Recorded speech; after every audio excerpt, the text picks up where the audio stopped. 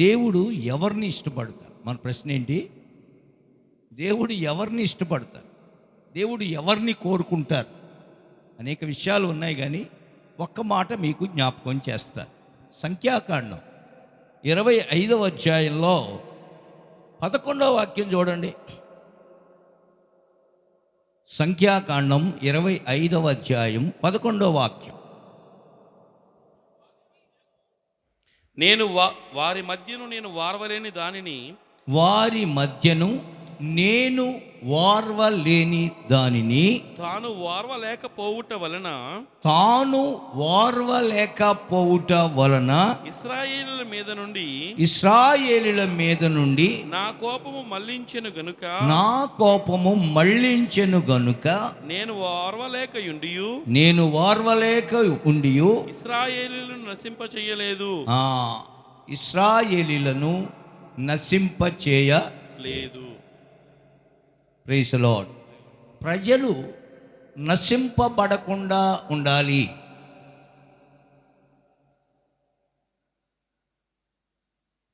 అది దేవుని ఉద్దేశం. ప్రజలు ఎందుకు నశిస్తున్నారు? నాశనానికి కారణం ఏమిటి?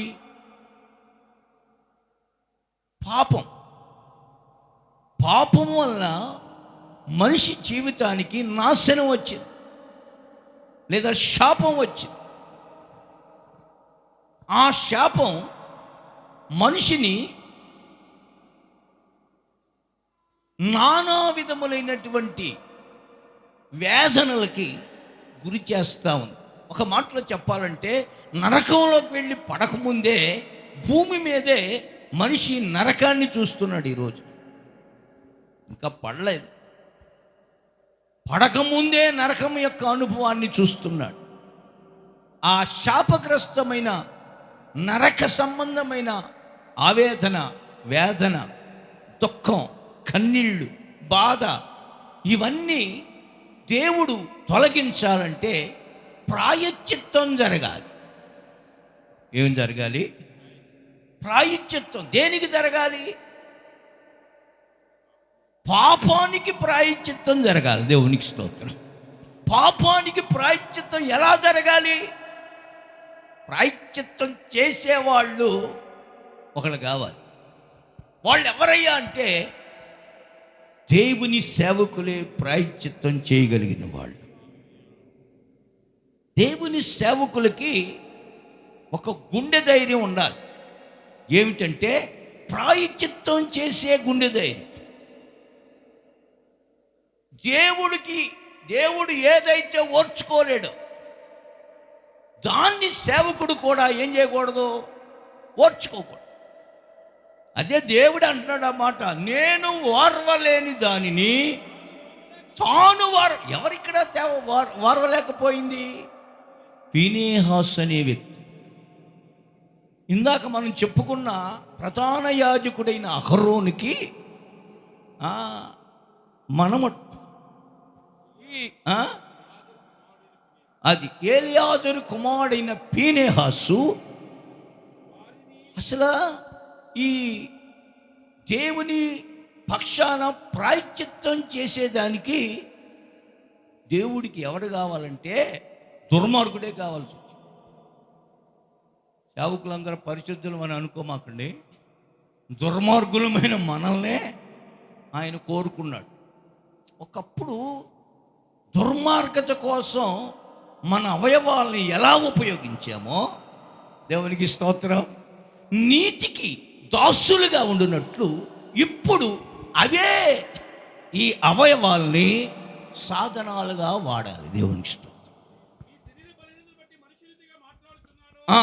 ఏమనగా ఏంటి? అక్రమము చేయుటకై అపవిత్రతకును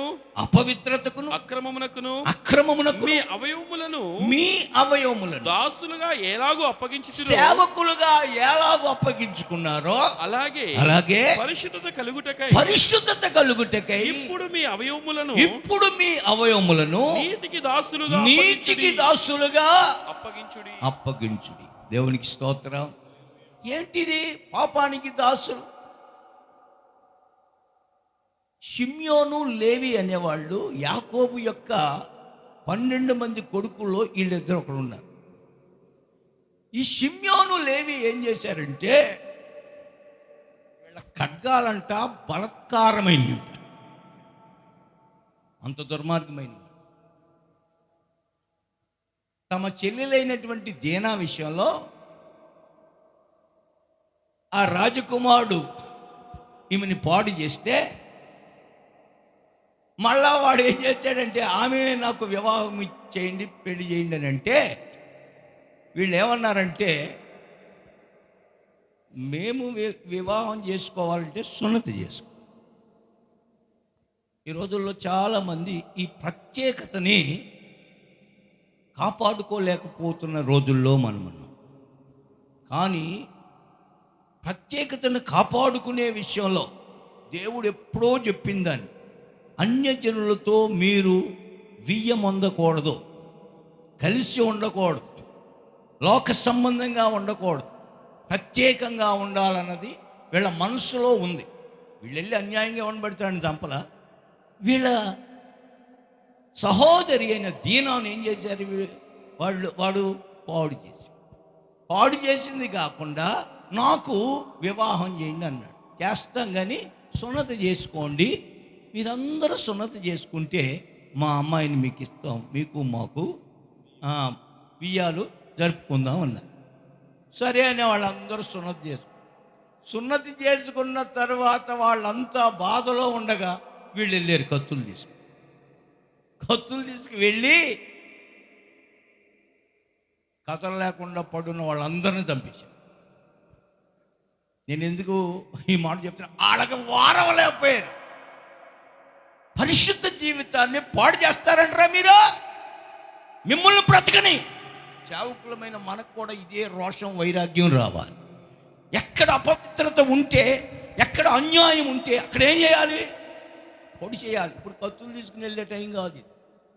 ఏ కత్తి తీసుకెళ్ళాలంటే ఇది ఉన్నాయి, తెచ్చారా? కత్తి లేకుండా యుద్ధానికి వెళ్ళకూడదండి. Praise the lord. ఈ కత్తి నడుము కట్టుకోవాలి. నడుము ఇదేగా. ఈ నడుముకు ఒక పేరేంటంటే మనస్సు అను నడుము. ఈ కత్తి మనసులో ఉండాలి. దీంతో యుద్ధం చేయాలి. యుద్ధం కాదు, వాళ్ళ పొడిచి చంపేసి వచ్చారు. కత్తులు రక్తం కారుతుంది. తండ్రి చూచాడు, యారా ఏమి కొడుకులరా మీరు, నా పరువు తెచ్చారు. అప్పుడు వాళ్ళంతా వచ్చి నా మీద పడి ఏం చేస్తారో. ఇంత దూరం మా చెల్లెలని పాడు చేస్తే మేము ఊరుకుంటామా అని పట్టించుకోకుండా వాళ్ళ నాన్న వెళ్ళిపోయారు. దేవుని ఇష్టం. వాళ్ళ నాన్న ఏమన్నాడు తెలుసా? అరే మీరు చెదిరిపోతారు, దేశం పడలేదు, మిమ్మల్ని చెదరగొట్టేస్తాడు. శపించబడిన వారు ఈ లేవీలు. దేవుని ఇష్టం. అర్థమవుతుందండి ఎందుకు శపించబడ్డారు? ఆయన పేరేంటి? ఆమోరా? ఎవరు చంపింది?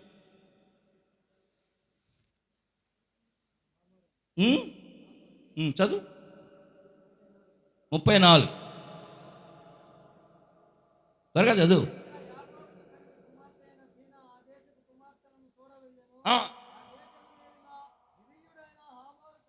హామోరు కుమారుడకు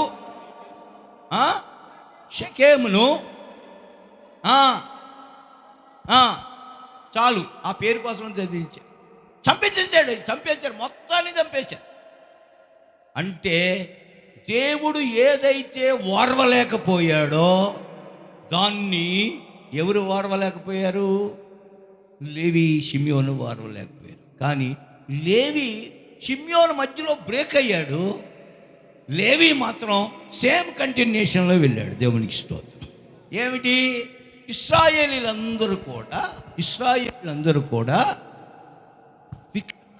చేస్తుండగా, పాపం అనే విగ్రహారాధన చేస్తుండగా, మోషే పర్వతానికి వెళ్ళి ఉండగా 40 రాత్రింబగళ్ళు కింద వీళ్ళు విగ్రహారాధన అనేటువంటి పాపం చేశారు. అది చూసిన దేవుడు మోషేని కిందకి దిగి వెళ్ళిపోమన్నాడు. నీ జనులు చెడిపోయారు, ఇశ్రాయేలు పాడైపోయారు, పొమ్మన్నాడు.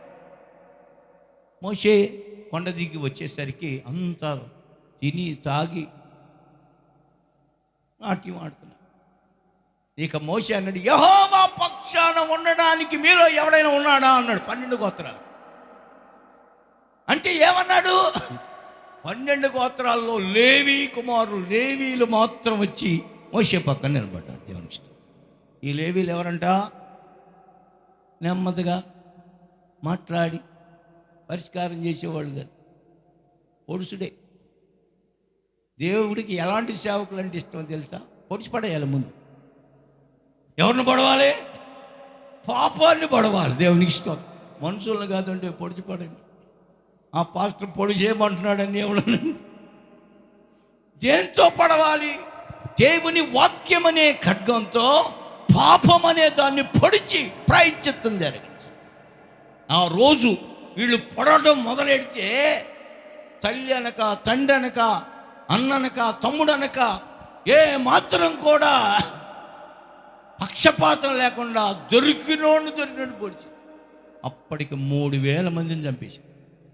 ఎంతమందిని? దేవా వచ్చి ఇక మొత్తం ఇంతే చంపేటి. ఆగండి, ఇప్పటికి నాకు ప్రశాంతత వచ్చి. అక్కడ ఎవరిని చంపారు? అక్కడ వాళ్ళని చంపి శాపగ్రస్తులుగా తండ్రి చేత శపించబడ్డారు. కానీ ఇక్కడ చంపి ఈ చంపిన లేవీలే నాకు యాజకులుగా ఉంటారు అనిపించుకున్నారు. దేవునికి స్తోత్రం. హల్లెలూయా. ఇంత మనం మొదట చదివిన వాక్యం ఏంటో తెలుసా? నేను ఓర్వలేని దానిని ఓర్వలేనటువంటి వాడు ఈ పీనెహాసు. దేవునికి స్తోత్రం. అందుకే ఇతని సంతానానికి శాశ్వతంగా నేను యాజకత్వం ఇచ్చేస్తున్నాను అన్నాడు. ఈయనేం చేశాడు? ఒక ఇశ్రాయేలీయుడు ఒక మిద్యాని స్త్రీని తీసుకొచ్చేసి ఇశ్రాయేలు మధ్యలోకి వ్యభిచారం చేస్తున్నారు వాళ్ళిద్దరు.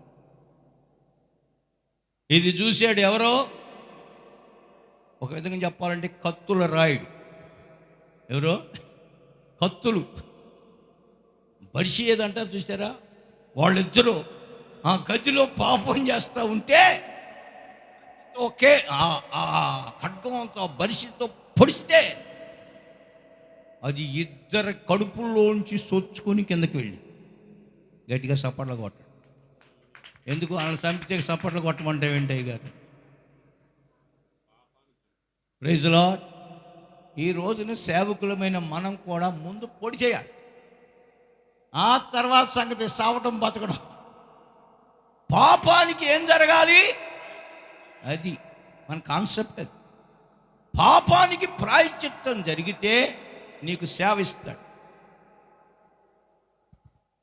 సేవలో సమృద్ధిని ఇస్తాడు. నీవు ఎక్కడ అడుగు పెడితే అక్కడ అద్భుతాలు చేస్తాడు. నిన్నే దేవుని ఇంటిలో ప్రధానమైన వ్యక్తిగా, దేవుని ప్రజల్ని ఆశీర్వదించే వ్యక్తిగా ఆయన చేస్తాడు. ఈ ఉపాస ప్రార్థనలో సింగింగు, ఇంకే ఈ దశం భాగాలు, కానుకలు ఇవన్నీ పక్కన పెట్టి పొడి చేయాలి. అందరు నోటితో చెప్పండి సేవకులు. ఏం పొడి చేయాలి? ఎవరిని పొడి చేయాలి? వ్యభిచారాలు. వ్యభిచారం అంటే ఏంటో తెలుసా? అక్షరానుసారంగా పురుషుడు స్త్రీ అక్రమంగా ఉన్నది మాత్రమే వ్యభిచారం కాదు. బైబిల్ అంటుంది, వ్యభిచారులారా ఈ లోక స్నేహం దేవునితో వైరమని. ఇది ఇప్పుడు వ్యభిచారం అంటే ఏంటి? లోకంతో స్నేహం ఎవరైతే చేస్తున్నారో వారు ఏం చేస్తున్నట్టు? ఇప్పుడు ఆ వ్యభిచారాన్ని ఏం చేయాలి? అలా పొడిస్తే పాపం ఏమైపోద్ది? ఆశీర్వాదం ప్రత్యక్షం. హల్లెలూయా. ఇప్పుడు మీకు ఇచ్చిన షీట్ దీళ్ళు అలా పొడిస్తే దానిలో 7 ఆశీర్వాదాలు, ఆ శాపాలు తొలగి ఆశీర్వాదం ప్రత్యక్షపరచబడుతుంది. ఏది నాకు కూడా ఒక షీట్ చక్కగా ఉత్సవ చేయండి. ఇది ఇప్పుడు అయ్యే పాఠం కాదు, కానీ జస్ట్ అవుట్లైన్స్ ఇస్తా. మొట్టమొదట ఆశీర్వాదములు అని ఉంది, దాని తర్వాత శాపములు అని రాస్తుంది, దాని తర్వాత ప్రత్యక్షపు గుడారం అని రాస్తుంది. అంతవరకు ముందు వినండి. ప్రత్యక్షపు గుడారంలోనే యాజకత్వం చేసేవాడే ఈ ఫీనేహాస్, దేవునికి స్తోత్రం, లేక లేవి. ఈ ప్రత్యక్షపు గుడారం ఇది పెద్దగా పట్టణంలో దీనిలో ఉంది చూడండి. ఇక్కడ నేను అందులో ఒక్కొక్క వస్తువుని తీసుకున్నాను. ఈ ఒక్కొక్క వస్తువు పరలోక సంబంధమైన అనుభవాల్ని మనకు ప్రత్యక్షపరుచుచున్నవి. దేవునికి స్తోత్రం. పరలోక సంబంధమైన అనుభవాల్ని ప్రత్యక్షపరిచేటువంటి ఈ ప్రత్యక్షపు గుడారం. మీరు దీనికి కావాలంటే వాక్యం ఒకసారి చదవండి. హెబ్రీయులకు రాసిన పత్రిక 8వ అధ్యాయం 5వ వాక్యం. మోషే గుడారం అమర్చబోయినప్పుడు కొండ మీద నీకు చూపబడిన మాదిరి చొప్పున సమస్తము చేయుటకు జాగ్రత్త పడుము అని, సమస్తమును చేయుటకు జాగ్రత్త పడుము అని దేవుని చేత హెచ్చరింపబడిన ప్రకారము, దేవుని చేత హెచ్చరింపబడిన ప్రకారం ఈ యాజకులు పరలోక సంబంధముకు వస్తువుల ఛాయారూపకమైన, అది ముఖ్యమైన మాట, వస్తువుల ఛాయారూపకమైన గుడారమునందు సేవ చేయుదురు. హల్లెలూయా. ఎవడు పడితే వాడు ప్రత్యక్షపు గుడారం లోపలికి రావడానికి వీల్లేదు. ఎవరు రావాలి? కుడిసేవాడే కావాలి. తల్లిని చూడకూడదు, తండ్రిని చూడకూడదు, భార్యని చూడకూడదు, కొడుకుని చూడకూడదు, కూతురని చూడకూడదు. వేసేయాల. దేన్ని వేసేయాలా? ఎవరిలో పాపం ఉందో దాన్ని పొడి చేసేవాడే, చంపేసేవాడే నా మందిరంలో యాజకుడిగా అనుమతిస్తాను అంటున్నాడు. ఆ యొక్క ప్రత్యక్షపు గుడారం దేనికి గుర్తుగా ఉందంటే పరలోక సంబంధమైన వస్తువుల ఛాయ. పరలోకంలో దేవుడు మానవుని సృష్టించినప్పుడు 7 ఆశీర్వాదాలు ఇచ్చాడు.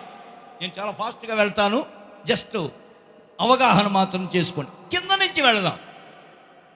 మొదటిగా ఆశీర్వాదాలు అనేదాన్ని మొదటి రోలో, మొదటి లైన్లో కింద నుంచి నంబర్ 1 దేవుని స్వరూపం.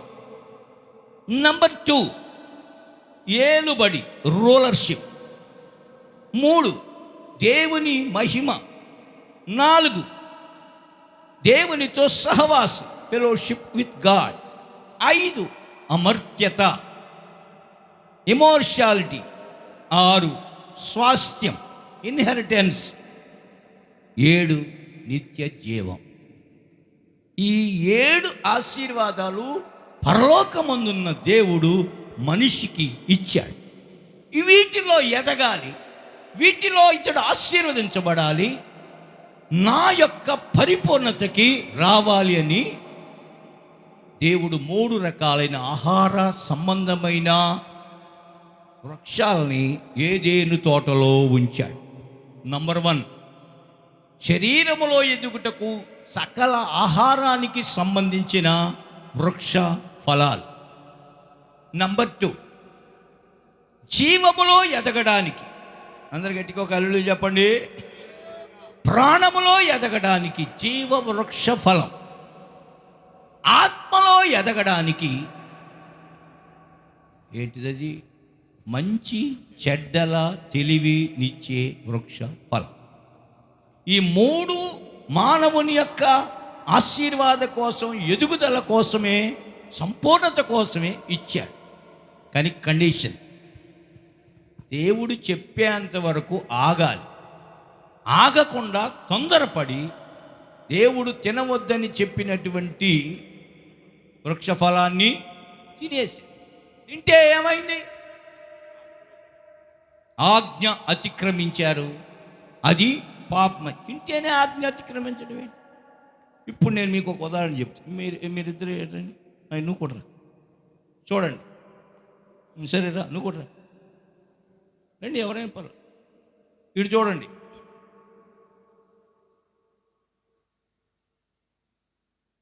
ఈయనున్నాడు. ఈయన మన లాయర్ గారి కొమ్మాడు అనుకుందాం, జానయ్య గారు. ఈయన ఈమె అనుకోండి, ఈమె పాస్టర్ గారి కుమార్తె. మన లాయర్ గారు పాస్టర్ గారు ఏమనుకున్నారంటే వీళ్ళిద్దరికి వివాహం చేద్దాము అని అనుకున్నారు. అర్థమైందా? అనుకున్నారు. ఇక వచ్చే సంవత్సరం లేకపోతే వచ్చే డిసెంబర్కో ఏదో ఒకటి పెట్టుకుందాంలే అని అనుకున్నాను. ఈలోపు వీళ్ళిద్దరు వండే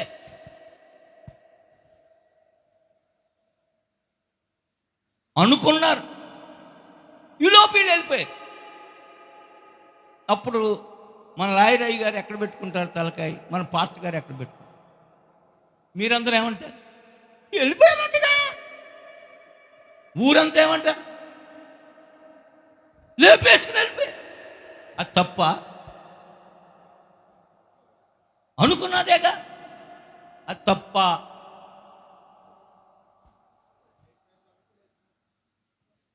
తప్ప రైటా? అదే చెప్పాలి నాకు. మీరేమంటారు ఫస్ట్? అనుకున్నారుగా, వాళ్ళు వెళ్ళిపోయారు. తప్పే ఉంది? అది అనుకున్నది చేసేదాకా, వాళ్ళిద్దరిని జత చేసేదాకా ఏం చేయాలి? ఆకుండా పోతే ఇప్పుడు వీళ్ళిద్దరు చేసిన ఆదామావులు చేసింది అదే. ఆ పండు వాళ్ళకి ఇద్దాం అని వాళ్ళ కోసమే పెట్టాడు. ఆయన చెప్పేదాకా అది ఆజ్ఞ. ఇప్పుడు ఇంకో సంగతి ఏమంటారు? డాడీ నేను వస్తున్నా అన్నాడు. కొడక తోలు తీస్తున్న కొంపలో అడుగు పెట్టడానికి లేదంటారా? రారా కొడుకు మంచి పని చేసి అంటారు. మీరు పాస్టర్ గారు కూతురు నేను వస్తాను డాడీ అందనుకో, ఎక్కడికే నువ్వు వచ్చేది? నా పరువంతా అంటావా? చెప్పరేంటండి? ఇప్పుడు జరిగింది అది. సమయం వచ్చేదాకా ఆగలేదు గనుక అది అక్రమము అయింది. ఒక విధంగా అది అక్రమ సంబంధం అయ్యింది. దాన్ని ఏం చేయాలి? మనం కూడా సమయం వచ్చేంత వరకు ఆగాలి, కనిపెట్టాలి. అక్కడ జరిగింది అదే ఆజ్ఞాతిక్రమం వల్ల ఈ 7 ఆశీర్వాదాలు పోయినాయి. ఏమేంటి? దేవుని స్వరూపం, ఏలుబడి, దేవుని మహిమ, దేవునితో సహవాసం, అమర్త్యత, స్వాస్థ్యం, నిత్యజీవం పోయాయి. మరి ఏమొచ్చాయి? వీళ్ళు రమ్మనకపోయినాయి వచ్చినాయి. శాపాలు వచ్చినాయి. దేవుని స్వరూపానికి బదులు ముళ్ళు, ముండ్ల తుప్పలో గచ్చబొదలో. నేను రిఫరెన్స్లు ఇచ్చాను, అందులో మీరు నెమ్మదిగా తర్వాత చూసుకోండి. సేవకులకి ఈ సబ్జెక్టు చాలా ఇంపార్టెంట్, బాగా ఉపయోగపడుతుంది. మీరు ఎక్కడికి వెళ్ళినా ఏ సబ్జెక్ట్ అయినా ఇందులోంచి తీసుకుని ఒక్క మొక్క మీరు మొత్తం చెప్పేసుకోండి. అంతకి మీకు ఇచ్చేసే దేవుని ఇష్టం. దీనికి ఒక పుస్తకం కూడా ప్రింటింగ్ కోసం వెయిటింగ్లో ఉంది. మ్యాటర్ అంతా రెడీ అయిపోయింది. దేవుడు సహాయం చేసిన వెంటనే ఈ ప్రింటింగ్ ఈ వారంలోనే రావాలని కోరుతున్నా. దేవునికి స్తోత్రం. దేవుడు దయచేయనట్లు స్తోత్రాలు చెల్లించేదము. స్తోత్రం, స్తోత్రం, స్తోత్రం. రైట్. దీన్ని తొలగించడానికి దేవుడు ప్రత్యక్షపు గుడారాన్ని వెలుగులోకి తీసుకొచ్చి, ఐగుప్తులో ఇశ్రాయేలును బయటికి తీసుకొచ్చి, ఎర్ర సముద్రం దాటించి, సీనాయి అరణ్యంలో ప్రత్యక్ష గుడారాన్ని ఎరెక్ట్ చేయమని చెప్పాడు. ప్రత్యక్ష గుడారం ఎలాగంటే 3 భాగాలుగా, 1 ఆవరణం, 2 పరిశుద్ధ స్థలం, 3 ఇదిగోండి ఇక్కడ ఆవరణంలో కూడా వస్తువులు ఉన్నాయి, పరిశుద్ధ స్థలంలో వస్తువులు ఉన్నాయి, అతి పరిశుద్ధ స్థలంలో కూడా వస్తువులు ఉన్నాయి. ఈ ప్రత్యక్ష గుడారం 3 భాగాల్లో ఒక్కొక్క వస్తువు ఒక్కొక్క పరలోక సంబంధమైన ఆశీర్వాదాన్ని చూపిస్తుంది. ఆ బలిపీఠము అనేది, ఇత్తడి గంగాళం అనేది ఆవరణంలో ఉన్నాయి. దీపవృక్షము, సన్నిధి రొట్టెల బల్ల, ధూపవేదిక అనేది పరిశుద్ధ స్థలంలో ఉన్నాయి. అతి పరిశుద్ధ స్థలంలో దేవుని మందసం, నిబంధన మందసం, దానిలో 3 వస్తువులు, 2 రాతి పలకలు, మన్నాగల పాత్ర, చిగురించిన అహరోను, ఆ రాతి పలకలు 10 అందులో ఉన్నాయి. ఇవి దేనికి? ఒక్కొక్కటి పరలోకానికి మానవుడు వెళ్ళడానికి కావలసిన దానికి సాదృశ్యంగా ఉన్నాయి. దేవుని ఇష్టం. ఈ ఒక్కసారి నాకు అర్థమైనవి కాదు. సంవత్సరాలు నాకు ఊహ తెలియని దగ్గర నుంచి కూడా సండే స్కూల్కి వెళ్ళి అనేక సంఘాల్లో, అనేక ప్రాంతాల్లో, అనేక మీటింగ్స్లో, అనేక మంది పరిశుద్ధులు, అనేక డినామినేషన్లో నేను మొత్తం పరీక్షించిన తర్వాత ఇది సిద్ధపరిచిన షీటు. దేవుని ఇష్టం. 7 సంవత్సరాలు ఒక్క గ్లాసు మజ్జిగ దాగి సాయంత్రం 4 గంటల వరకు దేవుని సన్నిధిలో గడిపితే వచ్చినదే ఈ షీటు మీ దగ్గరికి. 7 years. Praise the lord. ఇప్పటికి నేను 23వ సంవత్సరం నా నోట్లో నా ముఖ్యమైన ఆహారం అన్నది ఏదో ఒక టిఫినే, దీని మీదే బతుకుతున్నాను. దేవునికి ఇష్టం. ఈ మాటల్లో మాధుర్యం ఉంది. దేవునికి ఇష్టం. మొదటిగా ప్రత్యక్ష గుడారంలో బలిపీఠము. ఈ బలిపీఠం తుమ్మకర్రతో తయారు చేయబడింది. తుమ్మ చెట్టు తెలుసుగా, ముళ్ళు, దేనికి పనికిరాదు. ఈ దేవుని స్వరూపం అనే ఆశీర్వాదం ముళ్ళు అనే శాపంతో ముడిపడి మానవుణ్ణి బాధ పెడుతుంటే దేవుడు ప్రత్యక్షపు గుడారంలో ఆవరణములో బలిపీఠం అనే దాన్ని చేయమని చెప్పాడు. దేంతో? అది తుమ్మకర్రతో చేసి దాని మీద ఇత్తడిని పొదిగించమని చెప్పాడు. Praise the lord. చూడండి, ప్రత్యక్షపు గుడారం మాదిరి నిజస్వరూపం ఎవరయ్యా అంటే ప్రభువైన యేసుక్రీస్తు. అందుకనే ప్రత్యక్షపు గుడారం పక్కనే ముండ్ల కిరీటం అని ఉంది. చూడండి, యేసు ప్రభు ద్వారా బలిపీఠం దగ్గర ఇతర బలులు అర్పించారు, కానీ నివారణ జరగల, పాపానికి ప్రాయశ్చిత్తం జరగల. ఎక్కడ జరిగింది అది అంటే యేసు ప్రభువులో ప్రాయశ్చిత్తం జరిగింది. దేవునికి స్తోత్రం. అర్థమైందండి? అందుకే ఆయన ముండ్ల కిరీటం పెట్టబడి రక్తం చిందించాడు. ఇది దేన్ని చూపిస్తుందంటే, చెడింది మొదట బుర్రే. ప్రతివాడికంట ఈ రోగం ఉందంట. ఏమి రోగం అంటే నడినెత్తిని వ్యాధి కలిగి ఉన్నాడు. మనందరికీ నడినెత్తి ఉందా? నడినెత్తున్న ప్రతివాడు కూడా వ్యాధి కలిగి ఉన్నాడు. అంటే ఈ నడినెత్తి అంటే తలంపులే మనకి మంచివి కాదు. అందుకని ఈ తలంపులు మార్చబడడాన్ని అపోస్తుల యొక్క ఉపదేశ క్రమములో మారు మనసు అంట. రైట్? మారు మనసు పొందినవాడు చూడండి, పరిగేరుకునే రకం. ఏ రకం? పరిగా, పంట, నూరంతల ప్రథమ ఫలమా, 3 రాసున్నాయి అక్కడ. నువ్వు ఆ వాటిని స్వతంత్రించుకోవాలి అంటే మన జీవితంలో మొదటి 2 మెట్లు ఎక్కితే 30 అంతలు. అంటే మారు మనసు, సరైన మారు మనసు పొందాలి, సరైన నీటి బాప్తిసం పొందాలి. ప్రత్యక్ష గుడారంలో 2వ ఉపకరణం ఏంటంటే ఇత్తడి గంగ. అది బాప్తిస్మానికి సాదృశ్యంగా ఉంది. అపోస్తుల బోధ ప్రకారం బాప్తిస్మం, ప్రత్యక్షపు గుడారం ప్రకారం ఇత్తడి గంగాళం, శాపం లెక్కొచ్చేసరికి బానిసత్వం. 430 సంవత్సరాలు ఆశీర్వదించబడతావని చెప్పిన అబ్రహాము సంతానం శాపగ్రస్తులుగా ఉన్నారు. బాప్తిస్మం ద్వారా మన శాపం పోతుంది. హల్లెలూయా. దేవుని వాక్యాన్ని ఎప్పుడైతే పేతురు గారు మొట్టమొదట పొడిచాడో, వారి హృదయముల్లో పొడవబడినప్పుడు వాళ్ళు అన్నారు, అయ్యలారా మేమేం చేయాలి, అయ్యా మేమేం చేయాలి, ఏం చేయాలి అని అడుగగా మీరు మారు మనసు పొందండి. దేవునికి స్తోత్ర. బోధ చూసారా? మారు మనసు. అప్పుడు ఆ పాపపు బానిసత్వం నుండి మీకేమవుతుంది?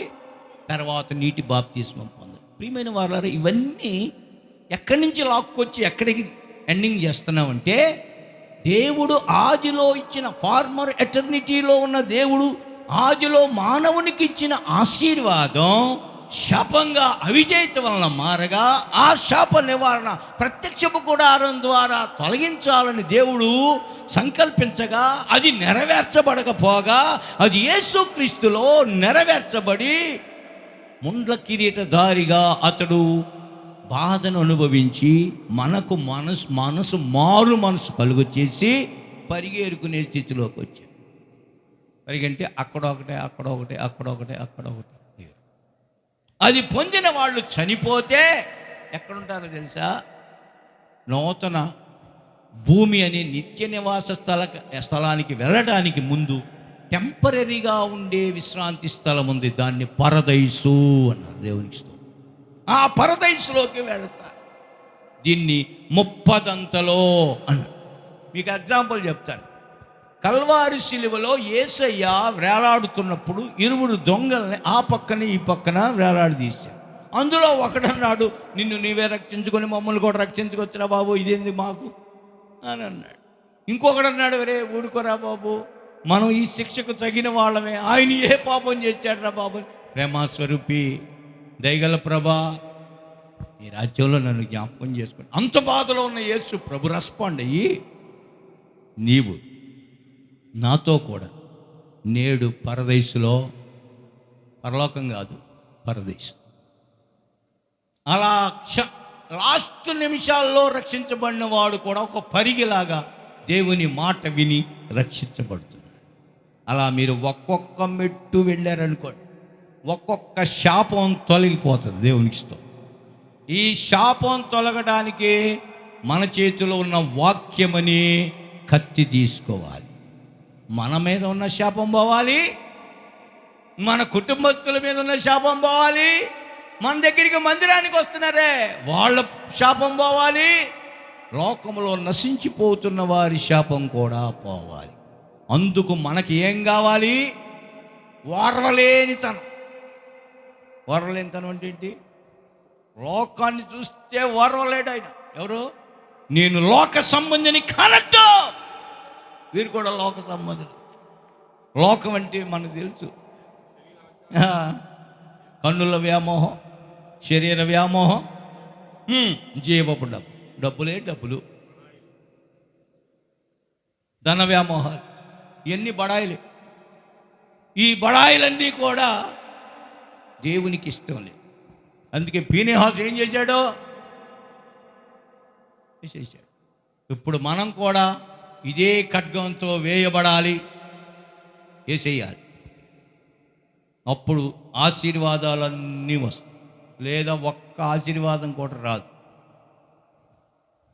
ఈ శాపాలన్నీ తొలగడానికి యేసయ్య ఒక్కడే సమర్థుడు. దేవునికి స్తోత్రం. లోక పాపములను మోసుకొని పోవు దేవుని. ఈ పాఠం నెమ్మదిగా మీరు గ్రహించి మీ సంఘాలకి, మీరు వెళ్ళే ప్రాంతాలకి దీన్ని ప్రకటించి, ఎక్కడ వరకు వెళ్ళాలో అక్కడ వరకు మనం వెళ్ళొచ్చు. 30 జాల పరిగే, 60 జాల 6 కొలలు. రూతుని ఎగ్జాంపుల్ చాలామంది తీసుకోవచ్చు. ఎగ్జాంపుల్ రూతు తీసుకో. రూతు బోయజు పొలంలో పరిగెత్తు. పరిగి దొరకడం కూడా గొప్ప కార్యమే, మహా సంతోషం. అంతటితో ఆగమందా? అత్త ఆగమంలా. కళ్ళానికి వెళ్ళే కోట్ల చక్కగా స్నానం చేసుకో, తైలం రాసుకో, బట్టలు కట్టుకో. బోయజు వస్తాడు కళ్ళానికి, అక్కడికి వెళ్ళు, రాత్రంతా ఆయన కాళ్ళ దగ్గర ఉండు. ఆయన ఏమన్నా అడిగితే, నాకు బంధువుని ధర్మం జరిగించయ్యా, నీ దాసురాలి అని చెప్పు. ఇంక ఎక్స్ట్రాలు మాట్లాడ మాకు.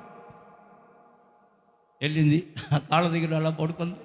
ఆయన మధ్యలో లేచాడు, ఎవరో మాను, నేను ఈ దాసురాలి,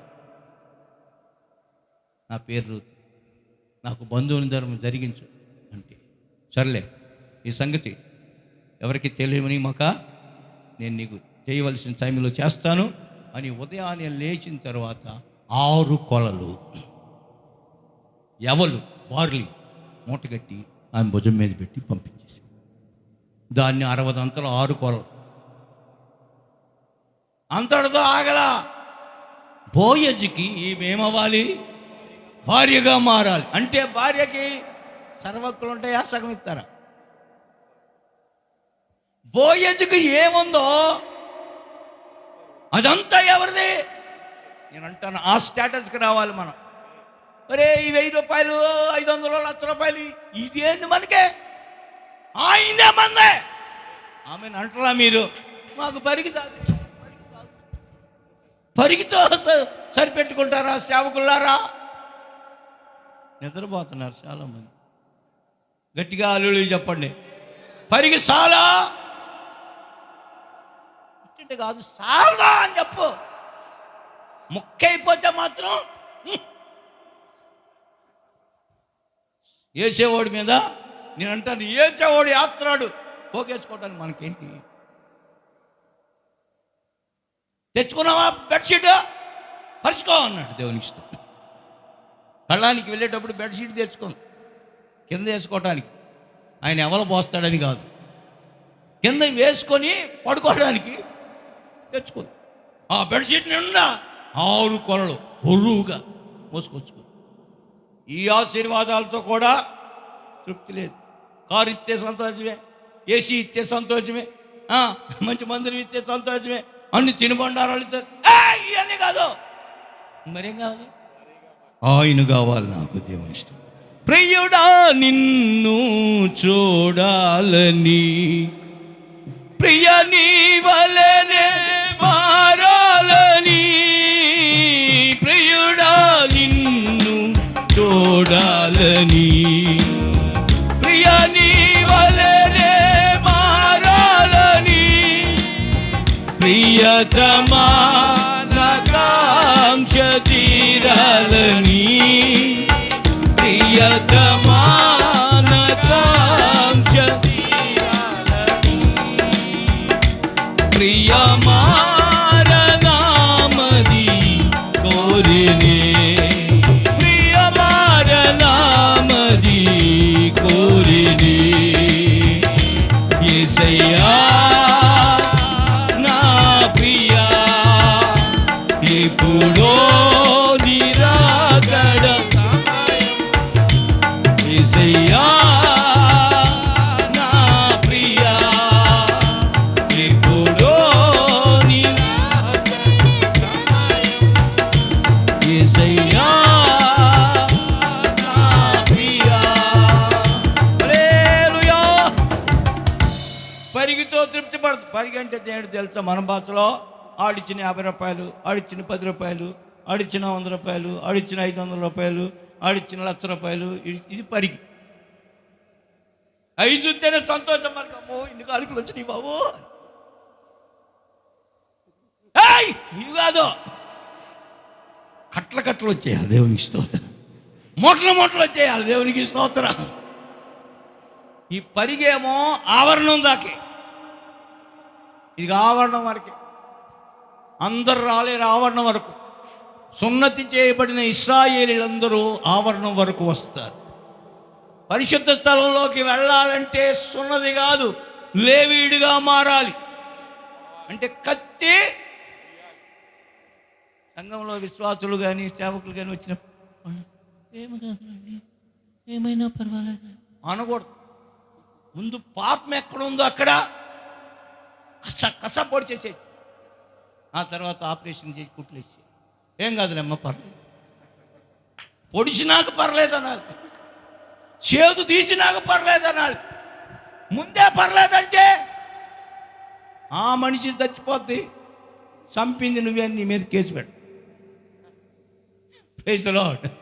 కనుక పాపం, నేను మనిషిని కాదు పొడవమంది, పాపాన్ని పొడవాలి, చూసే సినిమాని పొడవాలి, చేసే అక్రమాన్ని అపవిత్రతను పొడవాలి, మాట్లాడే అబద్ధాన్ని పొడవాలి. వీటిని పొడి చేయాలా దేవునికి స్తోత్రం. పొడి చేస్తాం అయ్యగారు అన్నవాళ్ళు లేచి నిలబడు. అమ్మో నేను పడవలేనయ్యో, రక్తం అంటే భయం, అయ్యో కళ్ళు తిరిగిపోతాను వాళ్ళు గట్టి కూర్చోండి, ముగించేస్తా సమయం అయిపోయింది. నేను పొడి చేసి అవ్వకుండా అనుకున్న వాళ్ళు లేకండి, చేతులు పైకి ఎత్తండి. నీకు నాకు మనకి 100 ఆశీర్వాదం, మనకి మన కుటుంబాలకి మన సంఘంలో ఉన్న విశ్వాసులకి పరిగెరుకునే వాళ్ళగా ఉండాలని ఆయన కోరటం లేదు. ఏదో 6 కొలలతో తృప్తిపడి ఉండాలని ఆయన కోరటం లేదు. ఆ మహిమ కలిగిన సియోనులో ప్రభువైన యేసుక్రీస్తు తండ్రి అయిన దేవునితోను యేసుక్రీస్తు మహిమ గల పెండ్లి కుమార్తెగా మనమందరం చేరాలి. ప్రియమైన దైవజనులారా, విన్న వాక్యాన్ని మన హృదయాల్లో నీరు కట్టి ఫలింప చేయనట్లుగా స్తోత్రాలు చెల్లించేదము. Praise the lord, praise the lord, praise the lord, praise the lord. స్తోత్రం తండ్రి, స్తోత్రం నాయన. ఫీనేహాసు లాంటి ధైర్యం కావాలి. ఫీనేహాసు లాంటి మీరు ఓర్వలేని దాన్ని మేము ఓర్చుకోకూడదు ప్రభా. మీరు పాపాన్ని చూసి ఓర్వలేరు, మీరు అక్రమాన్ని చూసి ఓర్వలేరు, మీరు అన్యాయాన్ని చూసి ఓర్వలేరు, మీరు అపవిత్రతను చూసి ఓర్వలేరు, మీరు దోషాలను చూసి ఓర్వలేరు ప్రభా. ఫీనేహాసు కూడా ఓర్వలేకపోతున్నారు, అపోస్తలులు కూడా ఓర్వలేకపోతున్నారు. మనము కూడా ఓర్వలేక, దేవుడు ఓర్వలేని దాన్ని మనమును ఓర్వలేక పాపానికి ప్రాయశ్చిత్తం చేసే సేవకులుగా దేవుడు నిన్ను నన్ను మనల్ని ఈ సేవకుల కూటమిలో ఒక వైరాగ్యము రోషము కలిగిన వారిగా తీర్చిదిద్దినట్లుగా స్తోత్రాలు చెల్లించేదము. Praise the lord, praise the lord, praise the lord, praise the lord, praise the lord, praise the lord, praise the lord, praise the lord. ప్రేమగలన యేసయ్యా, పరిశుద్ధ దేవ, ఈ పగటి వేళ మీరు మాతో ఉన్నందుకు స్తోత్రం. మాకిచ్చిన ఈ మంచి సమయం కొరకు స్తోత్రం. నీ అమూల్యమైన మాటలు మేము విన్నాం ప్రభా, మేము చదివాం, మేము చూసాం. నీ వాక్యానుసారంగా మమ్మల్ని అందరినీ నడిపించండి. మా అవసరాలన్నీ మీ మహిమలో తీర్చండి. మా శాపాలన్నీ కొట్టివేయండి నాయన, మా దరిద్రత అంతటా కొట్టివేయండి ప్రభా. పరిగె అనుభవంలో మాత్రమే తృప్తి పడకూడదు, 6 కొలల అనుభవంలోనే తృప్తి పడకూడదు. నీకు మహిమ కలిగిన పెండ్లి కుమార్తెగా మారాలి. యుగాయుగాలు నీతో పాటు నీ సింహాసనంలో మేము, మా కుటుంబాలు, మా సంఘాలు ఉండాలి ప్రభా. కూడి ఉన్న మమ్మల్ని అందరినీ నీ ప్రేమ గలస్తాలకి సమర్పించుకుంటూ నజరేయుడిని యేసు నామములో అడిగి వేడుకొంచున్నాం పరమ తండ్రి, ఆమేన్. మన ప్రభువైన యేసుక్రీస్తు వారి కృప, తండ్రి అయిన దేవుని ప్రేమ, పరిశుద్ధాత్మిక అన్యోన్య సహవాసం మనందరికీ సకల పరిశుద్ధులకు సదాకాలం తోడయుండి నడిపించునుగాక. ఆమేన్. హల్లెలూయా. శబ్దంగా చెప్దాం దైవ సేవకులందరూ హల్లెలూయా. చివరి హల్లెలూయా, హల్లెలూయా. దేవుడు మనలందరినీ ఆశీర్వదించునుగాక. అందరికీ పేరు పేరున ప్రేమపూర్వకమైన వందనం.